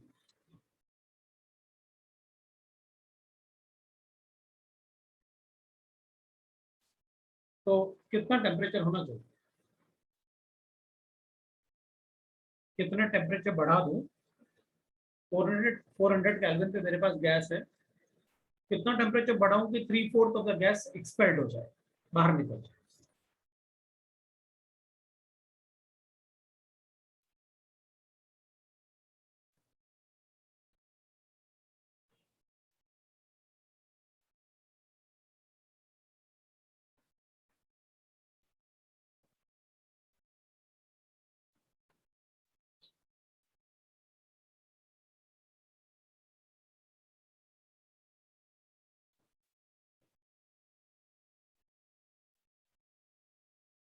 इनिशियली कुछ अज्यूम कर लो, 1 भी अज्यूम कर सकते हैं, 1 ले लेंगे तो 3/4 एक्सपेल्ड हो जाए तो 1/4 बचेगा।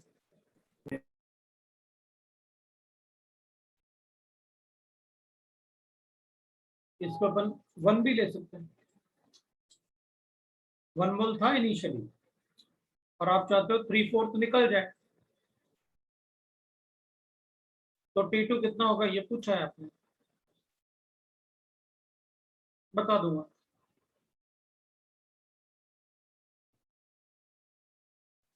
T2 आ गया 1600 केल्विन ले लेंगे।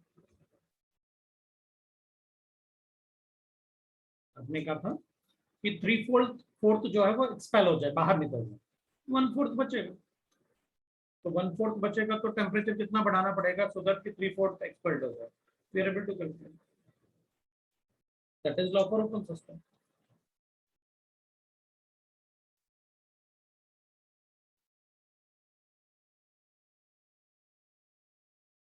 ठीक है यस। तो अब डाल्टन्स लॉ पढ़ेंगे अपन, लेकिन डाल्टन्स लॉ से पहले अपन ब्रेक ले लें छोटा सा। चलेगा सर।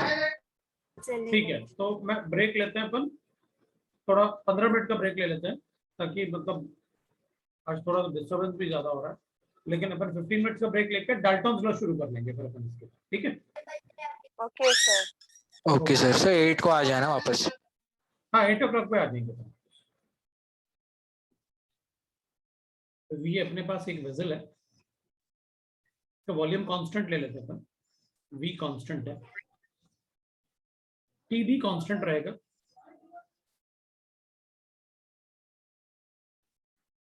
तो फिर इसके अंदर मान लो 3 गैसेस है, ए बी और सी। तो इनमें से सभी गैसेस का जो प्रेशर है ना, वो डिपेंड करेगा कि इसके कितने मोल्स हैं, इसके कितने मोल्स हैं और इसके कितने moles. Number of moles of A, number of moles of B, number of moles of C. जिसके नंबर ऑफ मोल्स ज्यादा होंगे उसका प्रेशर ज्यादा, और total pressure will be the sum of the partial pressure of this. तो अपन लिख सकते हैं also the total pressure of the vessel, pressure of mixture of non-reacting gases, ये आपस में रिएक्ट नहीं करना चाहिए, mixture of non-reacting gases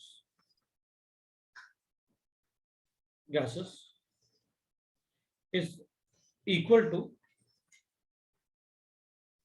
the sum of the partial pressures of the partial pressure of each gas.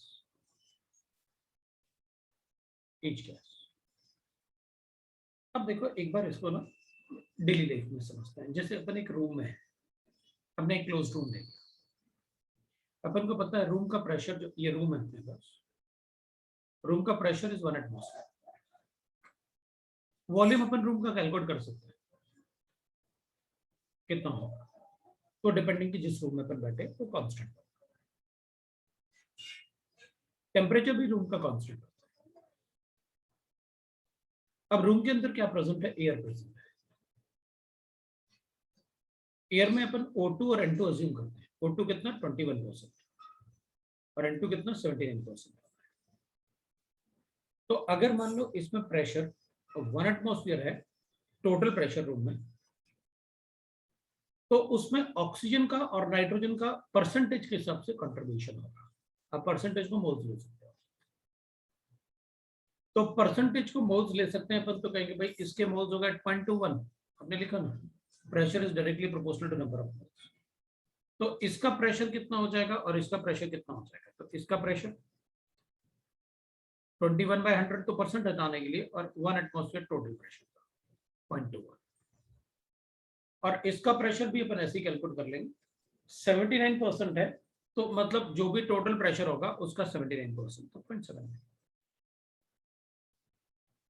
मतलब मैं सीधे बोल सकता हूं कि जिसका परसेंटेज मोल्स ज्यादा होगा उसका प्रेशर भी ज्यादा होगा। तो इसके मोल्स ज्यादा थे इसलिए इसका प्रेशर भी ज्यादा है। किसी भी वेसल में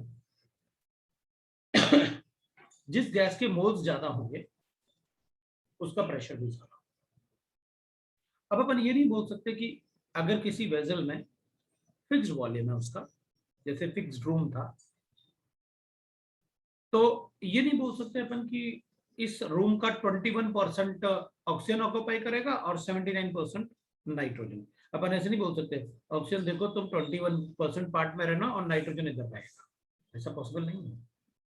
what is the volume occupied by the oxygen? पूरा रूम का volume. What is the volume occupied by nitrogen? Room का volume. Because gases have a diffusion property, वो इजीली मिक्स हो जाते हैं ना होमोजेनियसली। तो एक ही वेसल में आप कितने भी गैसेस ले लो और कितना भी अमाउंट ले लो, अमाउंट कितना भी डिफरेंस हो, दोनों के लिए वॉल्यूम जो होगा, अगर दोनों एक ही वेसल में प्रेजेंट हैं तो दोनों के लिए वॉल्यूम ऑफ द वेसल ही होगा। मतलब इसके लिए भी वॉल्यूम ऑफ द रूम, इसके लिए भी वॉल्यूम ऑफ द रूम, और टेम्परेचर ऑफ द रूम दोनों के लिए। इसलिए अपन ने लिखा volume and temperature is constant. अगर एक ही वेसल में कितने भी गैसेस हों, सभी गैसेस के लिए वॉल्यूम ऑफ द वेसल, सभी गैसेस के लिए temperature of the vessel. But pressure सभी का इक्वल नहीं होगा भाई, जिसके जितने ज्यादा मोल्स उसका उतना ज्यादा प्रेशर। क्योंकि प्रेशर कैसे कैलकुलेट करते हैं? By colliding the gas particle on the vessel. तो अपन कहेंगे भाई जिस गैस के ज्यादा मोल्स होंगे वो ज्यादा कोलाइड करेगा इसको, तो उसका प्रेशर भी ज्यादा होगा। तो बताया ना अपन ने कि उनके मोल्स के हिसाब से, मोलर रेशियो में या फिर परसेंटेज रेशियो में उन गैस का प्रेशर होता है। This is done. तो अपन कहेंगे ठीक है सर, अब डेफिनेशन पे आते हैं। ये तो पता चल गया अपन को कि एक ही वेसल में कितने भी गैसेस को रखो, एक ही कंटेनर में आप कितने भी गैसेस को रखो, सभी के लिए वॉल्यूम और टेम्परेचर एक जैसा रहेगा, लेकिन प्रेशर डिपेंड करेगा कि भाई किसके मोल्स ज्यादा है उसका प्रेशर ज्यादा होगा। So partial pressure of gases of A, तो अपन कहेंगे ठीक है भाई, by ideal gas equation pressure of A will be equal to number of moles of A into RT upon B. ये दोनों तो constant. Pressure of B will be equal to NB into RT upon B. RT upon B तो cancel, मतलब constant है. And pressure of C will be equal to what? Number of moles of C, मतलब PV is equal to RT ना, RT upon V. क्योंकि volume तो सभी के लिए वही रहेगा जो वॉल्यूम ऑफ द वेसल रहेगा, टेम्परेचर तो वही रहेगा जो टेम्परेचर ऑफ द वेसल रहेगा, आर तो कांस्टेंट है, और लेकिन प्रेशर जो है वो किस पे डिपेंड करेगा? Number of moles. अगर मुझे टोटल प्रेशर कैलकुलेट करना है तो आपने लिखा हुआ है total pressure, the total pressure for the mixture of non reacting gases is equal to the sum of the partial pressure of each gas. तो अपन लिखेंगे partial pressure of A plus partial pressure of B plus partial pressure of C. अगर इन तीनों का सम करूंगा यहाँ substitute करके तो व्हाट आई गॉट, तो अपन लिखेंगे भाई टोटल प्रेशर में, तो इस सभी में RT अपॉन V तो मैं कॉमन ले लूंगा, है ना, टोटल प्रेशर के लिए। सो total pressure P total will be equal to how much? That will be equal to Na plus Nb plus Nc into RT upon V। मैंने RT upon V को कांस्टेंट ले लिया, तो I got this equation is, अपन इसको equation 4 कर लेते हैं, बाकी ये इक्वेशन 1 2 3 कर देते हैं। ये इक्वेशन 1 हो गया, ये इक्वेशन 2 हो गया, और इसको इक्वेशन 3 कर लेते हैं, ये इक्वेशन 4। ठीक है, उनको समझ में आ गया how to write that pressure. तो कैसे अपन बताएंगे कि अगर जिसके मोल्स ज्यादा है उसका प्रेशर भी ज्यादा होगा किसी भी वेसल में, because pressure is directly proportional to number of. अब डाल्टन्स लॉ के हिसाब से अपन बता सकते हैं कि भाई अगर मान लो अपने पास ऐसे गिवन है, from above equation we can write equation, we can get partial pressure of gas। तो अपन किसी भी गैस का एक पार्शियल प्रेशर कैलकुलेट करते हैं। सपोज फॉर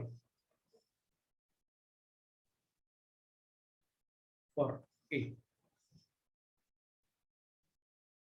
अगर अपन ए गैस की बात करेंगे तो अपन क्या लिखेंगे? अपन इसको लिख सकते हैं this is the partial pressure of A. मैं लिख सकता हूँ PA upon PT, that will be called as pressure fraction. Partial pressure of A divided by total pressure, that is called pressure fraction of A. So the pressure fraction of A, लिख लेते हैं अपन pressure fraction is, तो pressure fraction क्या होगा? Pressure of A, partial pressure of A divide by total pressure is called pressure fraction of A, that will be equal to, अब अगर PA लिखूंगा मैं तो ये इक्वेशन 1 होगा, और P टोटल के लिए मुझे इक्वेशन 4 लिखना पड़ेगा। तो RT अपॉन V तो कैंसिल हो जाएगा, मुझे क्या मिलेगा? Number of moles of A into RT upon V divided by total moles ना, Na plus Nb plus Nc into RT upon, इसमें भी RT अपॉन V था, इसमें भी RT अपॉन V था, ये तो कैंसिल हो जाएंगे, तो अपन को क्या मिलेगा? Number of moles of A divided by Na plus Nb plus Nc, that is total moles. This is nothing but the mole fraction. अपन को पता है किसी कंपाउंड के मोल्स हैं और डिवाइड बाय टोटल मोल्स, तो that is called the mole fraction, है ना। तो एक फ्रैक्शन का मतलब अपन सबको पता है। I don't think what you know that what is fraction. अगर मान लो मेरे पास 5 एप्पल है, राइट, और सपोज करते हैं अपन 3 मेरे पास अपन ने ले लिए, जैसे सपोज पाइनएप्पल ले लेते हैं, तो अपन कहेंगे फ्रैक्शन ऑफ पाइन, तो अपन कहेंगे number of pines divided by total fruits 3 + 5, और fraction of Apple of Apple, तो अपन कहेंगे फ्रैक्शन ऑफ एप्पल, अभी बता देता हूँ, 5 divided by number of apples divided by total. किसी भी मिक्सचर में सम ऑफ द फ्रैक्शन हमेशा 1 होता है, सम ऑफ द फ्रैक्शन हमेशा 1 होता है, मतलब फ्रैक्शन ऑफ Na, जैसे ये number of Na divided by total moles, number of moles of A divided by total moles. बोलो। सर मैं डिस्कनेक्ट हो गई थी, आप बताओगे क्या एक बार ये एप्पल और पाइन का क्या लिखा है आपने? ये तो फ्रैक्शन लिखा है मैंने, इसमें अपन ने अच्छा, बस ये पढ़ा कि इसमें ना अपन ने ये पढ़ा कि भाई अगर मान लो अपने पास कोई मिक्सचर होता है तो उस मिक्सचर के लिए फ्रैक्शन कैसे लिखते हैं। जैसे अपने पास 3 गैसेस का मिक्सचर था ना, तो जैसे ए का फ्रैक्शन लिखना है तो moles of A divide by total moles, B का फ्रैक्शन लिखना है तो moles of B divide by total moles, C का फ्रैक्शन लिखना है तो moles of C divide by total moles. तो मैंने बताया था जैसे इन दोनों का फ्रैक्शन लिखना है मुझे, एक मिक्सचर है और उसमें एप्पल और पाइनएप्पल अपने पास गिवन है, तो what is fraction of pine, तो अपन कहेंगे पाइन्स हैं कितने, number of pine divide by total fruits. Fraction of Apple 5 divided by total fruits. और इन दोनों को अगर अपन सम करें तो इस मिक्सचर में ये कितना आएगा, 1 आएगा इनका सम। तो मैंने आपको कहा कि किसी भी मिक्सचर में अगर सभी के फ्रैक्शन को ऐड किया जाए तो वो हमेशा 1 होता है। इन दोनों को ऐड करके देख लो ना। तो एक मतलब ये मोल फ्रैक्शन लिखने वाला था मैं, इसलिए मैंने आपसे कहा मोल फ्रैक्शन ये है। तो इसका मतलब है मैं ऐसे बोल सकता हूं कि अगर मुझे partial pressure of A calculate करना है तो मोल फ्रैक्शन ऑफ ए को टोटल प्रेशर से मल्टीप्लाई कर दो, you will get the partial pressure, because pressure fraction is equal to mole fraction. हम किसी भी गैस के लिए अगर मुझे मोल फ्रैक्शन पूछा है और मुझे प्रेशर फ्रैक्शन मैं कैलकुलेट कर सकता हूं, तो मुझे मोल फ्रैक्शन कैलकुलेट करने की जरूरत नहीं, मैं प्रेशर फ्रैक्शन को ही मोल फ्रैक्शन बता दूंगा या मोल फ्रैक्शन को प्रेशर फ्रैक्शन बता दूंगा। तो मैं इस पार्ट को हटा देता हूँ, इसकी जरूरत नहीं है, बस एक फ्रैक्शन समझाने के लिए मैंने आपको ऐसे किया। तो यहाँ पर अपन ये बोल सकते हैं, क्योंकि फ्रैक्शन को अपन एक्स ए से डिनोट करते हैं, तो अपन ऐसे बोल सकते हैं x A plus x B plus x C is equal to 1, where x is fraction, mole fraction of ए।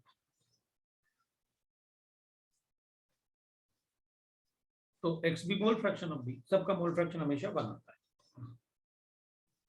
ये अपन को पता है। तो मैं यहां से लिख सकता हूं कि जैसे अब यहां पर अगर मैं पार्शियल प्रेशर ऑफ बी लिखूं तो फिर मुझे यहां मोल्स ऑफ बी लिखना पड़ेगा। अगर मैं सी लिखता हूं तो फिर यहां पर मुझे मोल्स ऑफ सी लिखना पड़ेगा। मतलब pressure fraction is equal to mole fraction, pressure fraction of gas is equal to mole fraction of gas। ये बता सकते हैं।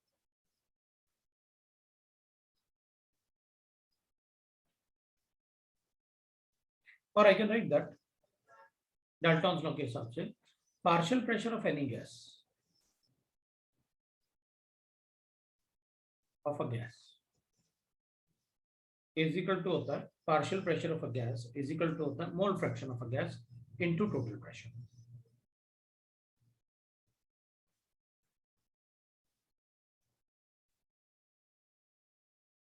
of gas into total pressure। अगर आपके पास ये है तो आप partial pressure of any gas calculate कर सकते हैं। ये आपका डाल्टन। अब इसमें अपन कुछ एप्लीकेशंस, कुछ न्यूमेरिकल्स सॉल्व करते हैं, तो फिर अपन को पता चल जाएगा कि क्वेश्चन कैसे पूछेंगे और अपन को क्या क्या आना चाहिए। तो we will be able to solve.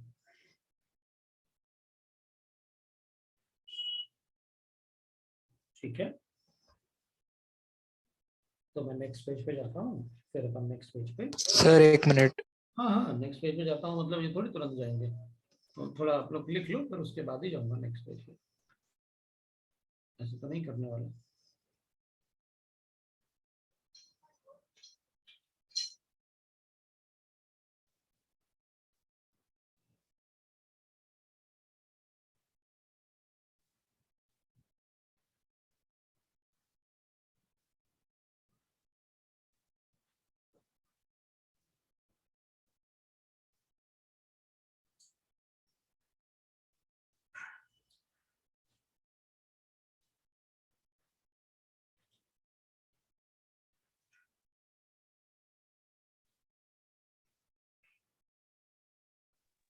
Sir आप ये नोट्स सेंड कर देंगे क्या क्लास के बाद?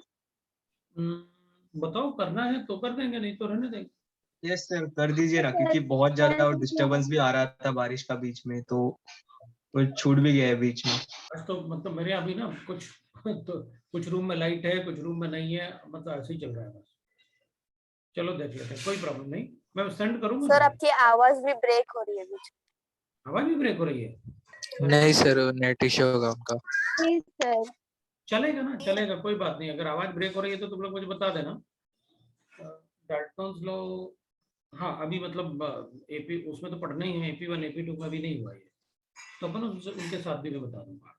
अगर तुम्हारी क्लास नहीं हुई तो, क्लास हुई तो फिर नहीं कर पाओगे, तो मैं भेज दूंगा इसको, कोई प्रॉब्लम नहीं। एक बार और देख लेना, अगर बाद में देख लेना, क्योंकि नेट स्लो तो है। मैं भी पहले सोच रहा था कि बोर्ड पे पढ़ते हैं अभी नेक्स्ट क्लास को, क्योंकि मुझे बोर्ड पे पढ़ाना ज्यादा कंफर्टेबल लगेगा ये। लेकिन फिर मैंने कोशिश किया, वो नेट का प्रॉब्लम आ रहा है, नेट इशू आ रहा है, तो उससे ना बार बार जूम होगा वो, इसलिए मैंने नहीं पढ़ाया। नहीं तो बोर्ड पे पढ़ते हैं, बोर्ड पे थोड़ा ज्यादा पढ़ना है। और ब्लर भी दिखेगा फिर। चलो फिर आगे नेक्स्ट पेज चलते हैं, मैं भेज दूंगा ये तुम लोगों को, कोई प्रॉब्लम नहीं।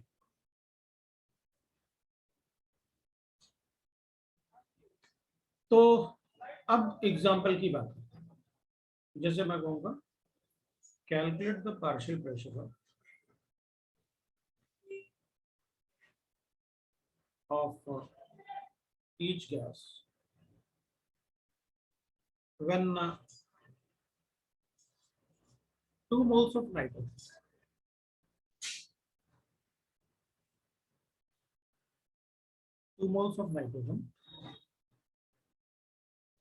is mixed with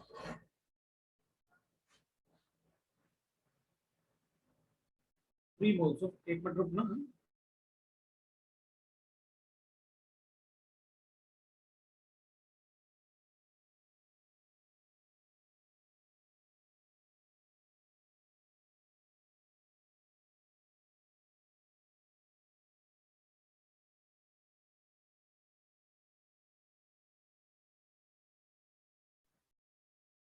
3 moles of helium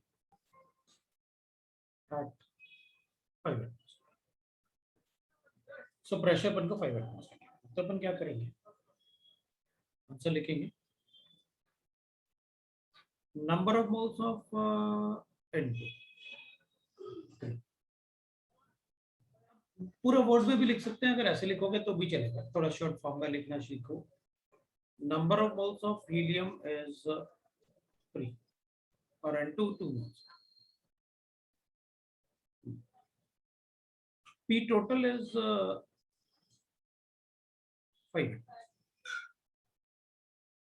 अब अपन को पता है कि भाई mole fraction of nitrogen, number of moles of nitrogen होगा divided by number of moles of nitrogen plus number of moles of helium, और mole fraction of helium, number of moles of helium लेना पड़ेगा और divided by number of moles of nitrogen plus number of moles of helium. ठीक है, तो partial pressure of nitrogen will be equal to mole fraction of nitrogen multiply by P total. कितना हो जाएगा भाई partial pressure of nitrogen, mole fraction कितना है, number of moles of nitrogen is 2 और टोटल मोल्स कितने हैं 2 + 3 मल्टीप्लाई बाय 5। सो मुझे आया 2/5 × 5, तो बड़ा इजी था, 2 एटमॉस्फेयर आ गया। ऐसे ही अपन कैलकुलेट करेंगे number of moles of helium, तो mole fraction of helium into total pressure, helium के मोल्स कितने गिवन है, ये मोल फ्रैक्शन अपन यहाँ से कैलकुलेट करेंगे। 3 डिवाइडेड बाय 2 प्लस 1 इंटू अपन 5 कर लेते हैं, तो ये आ जाएगा अपने पास 2/5 इंटू 5, 3/5 इंटू 5, तो ये अपने पास 3 ये लगाया। आपको पता है मोल फ्रैक्शन भी कैसे कैलकुलेट करना है, इन दोनों का सम हमेशा 1 होता है, तो वो सारा पार्ट अपन कैलकुलेट करके बता सकते हैं। That is how we can calculate.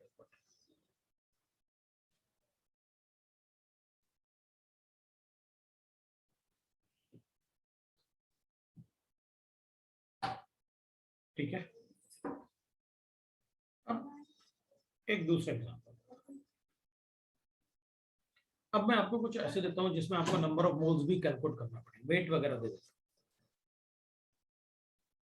हूं और तुम लोग कैलकुलेट करके बताओ।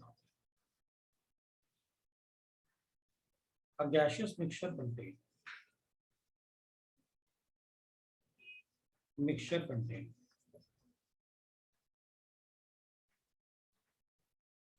4 ग्राम ऑफ मीथेन। भाई मैं मीथेन वर्ड में लिखना चाहता था, लेकिन मैंने CH4 इसलिए लिखा, नहीं तो बच्चे फिर मीथेन के फॉर्मूले में ही गलती कर देते हैं। तो भाई थोड़ा सा याद करो, अपन ऑर्गेनिक केमिस्ट्री में पढ़ेंगे। Methane 7 gram of nitrogen and 1 gram of hydrogen.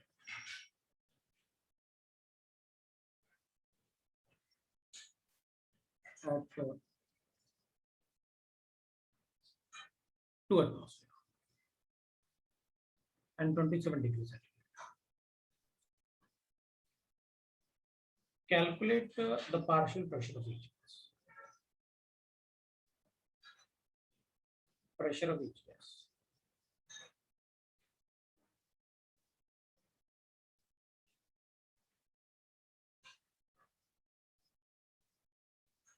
इस बार आपको मोल्स भी कैलकुलेट करने पड़ेंगे। वेट इन ग्राम गिवन है, तो मोल्स कैसे कैलकुलेट करते हैं देखो।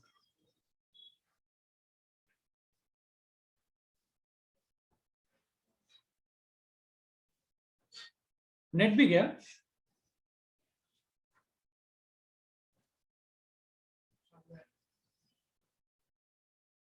पहले ना